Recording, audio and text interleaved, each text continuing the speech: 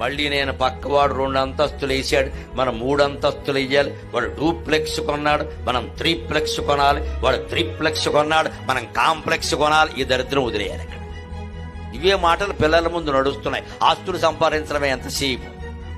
పిల్లల ముందు ఎప్పుడూ తల్లిదండ్రులు దయచేసి గుర్తుపెట్టుకోండి, మీకంటే పెద్దవాడిని కాకపోవచ్చు, కానీ చెప్పవలసిన బాధ్యత నాది ఉంది. పిల్లల ముందు మన ఆస్తులు చెప్పకూడదు, మన అప్పులు చెప్పకూడదు. ఆస్తులు చెప్పామా గర్వం పెరుగుతుంది, అప్పులు చెప్పామా నిర్వీర్యం అయిపోతారు. రెండూ చెప్పకూడదు.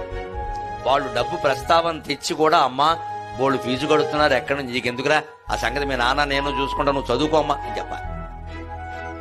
మనకెక్కడ మొన్న మొహిదీపట్నంలో 100 కోట్లు పెట్టి ఎకరం కొన్నది మనమే, నోరు మూసుకోమని చెప్పాలి, మనం కాదని చెప్పాలి. మనం 100 కోట్లు పెట్టి ఎకరం కొన్నామన్నా ఊరుకుంటూ వీడు చదువుతాడండి. ఇంకా వీడు 100 కోట్ల కోసం చూస్తాడు ఎకరం అమ్మేయడానికి, సినిమా తీస్తాడు. వెళ్ళి ఎకరం అమ్మేసి సినిమా తీస్తాడు.